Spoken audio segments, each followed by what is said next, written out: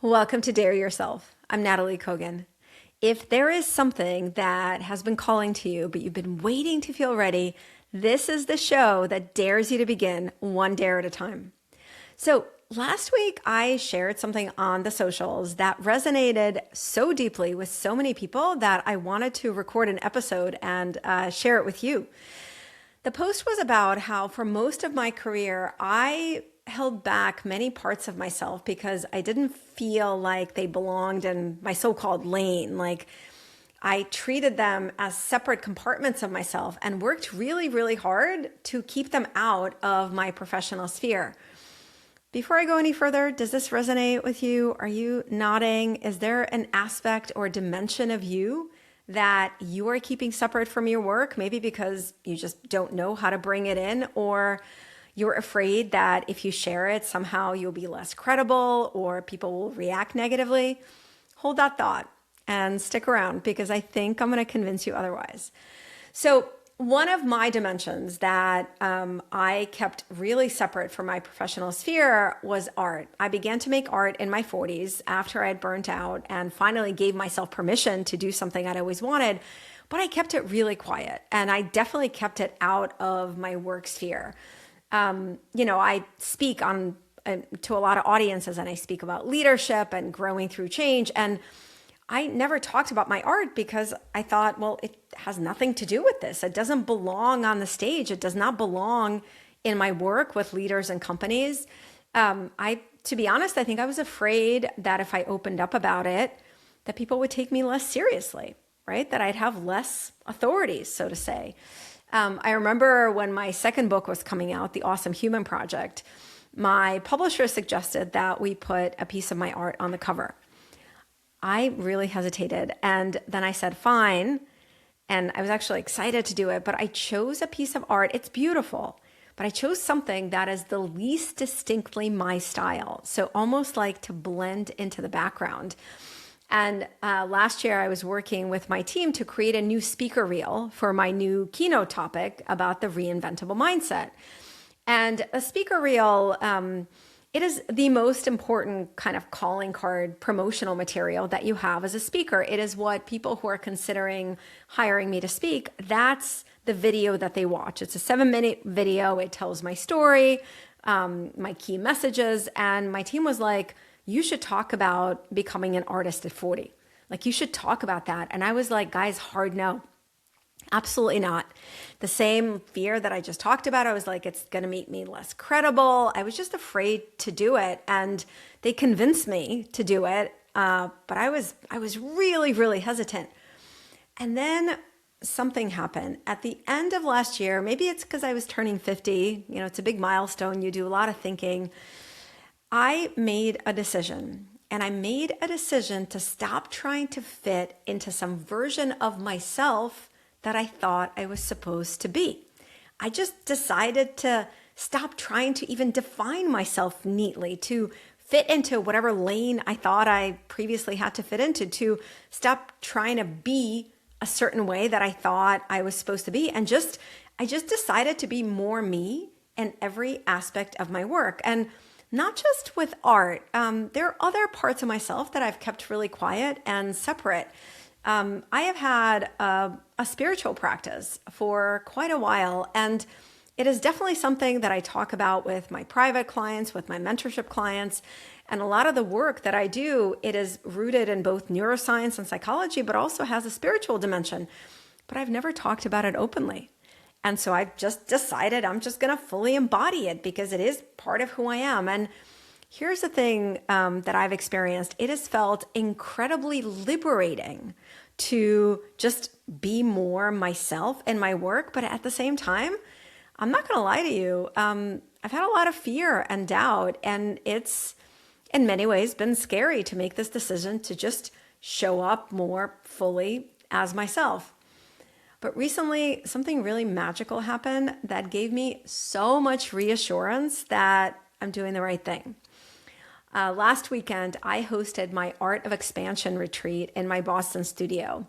6 women leaders flew to my studio from all over the country, and We made imperfect art together. We did Qigong, which is a Chinese energy practice that I have studied and practiced for a long time. We did Qigong to Italian disco music because that's my twist on it. We talked about our soul's purpose. We talked about how to create a more loving relationship with money using some spiritual practices. We also painted a giant canvas together, and I helped each of the women uncover her dare, the true and exciting and scary thing that is calling to her. And then each of the women actually drew and wrote their dare on the canvas. And at the end of the retreat, I cut each one out so each woman could take her own dare artwork with her. We uncovered stories and beliefs that are holding these women back from doing what they truly want and loosen them by using the creative process. So the retreat to me, even as I'm sharing it with you, I brought every aspect of me and my work into this retreat. It was the first time I did not hold back. I did not compartmentalize, and it was absolutely magical. Truly magical. At the end, we had a closing circle, and the women talked about how they were full of this feeling of freedom and possibility and self-trust that they'd never experienced before. They talked about how they were feeling bolder, more themselves, more excited to go and do their dare, that scary and exciting thing they've been afraid to do. Life-changing. Life-changing was the phrase that I heard over and over in a way that they talked about this retreat. And here is the truth. I could have never, ever hosted this kind of a truly transformative experience when I was holding back parts of myself. It wouldn't have been possible. By embodying more of who I am, by bringing more of myself into my work, I was able to create a deeper impact for the women who were there.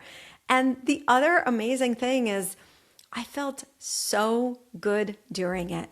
I never felt like I was over-efforting. Of course, it was a lot of work. It's a lot of work to put on a 2.5-day experience, but it just felt easeful. It felt like it was in flow because I wasn't spending any energy trying to filter myself.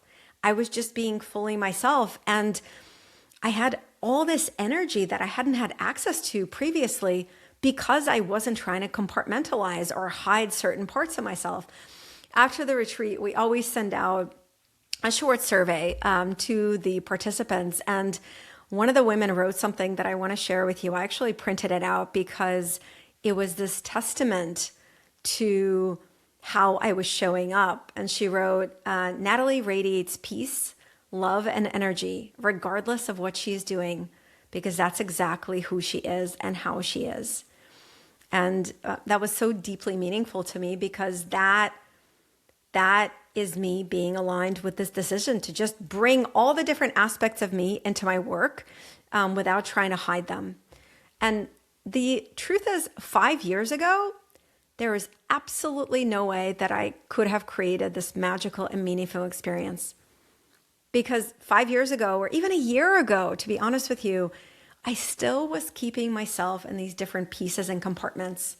I still was only showing up as one version of myself in my professional career because that is what I thought I should be doing.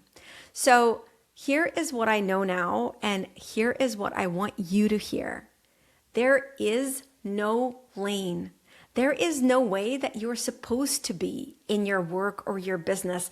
The fullest expression of you is the best expression of you. The very things that you think don't belong in your work or your business are the things that make you most you. They're the parts that make you and what you're offering most distinctive.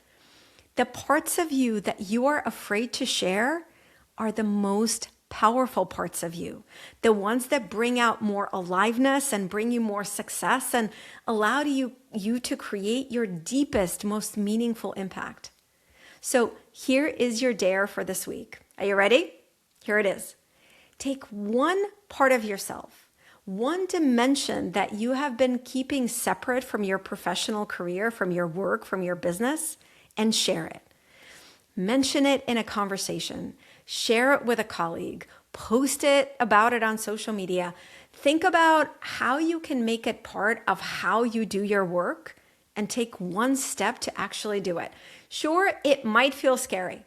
It has for me. I'm not going to lie to you, but notice how else it feels to stop compartmentalizing yourself. Notice if you have more energy, if you have more ideas, if you feel more creative, if you're showing up bolder, if you're efforting less, right? If it feels more easeful for you. I know it will from my own experience, but the only thing that will convince you is if you actually do it. That's all I have for you today. If this episode resonated with you, please rate and review the show wherever you are listening or watching so that other people can find it. As always, I love hearing from you. So shoot me an email to natalie@happier.com and let me know what resonated and if you've done your dare. Until next time, dare yourself.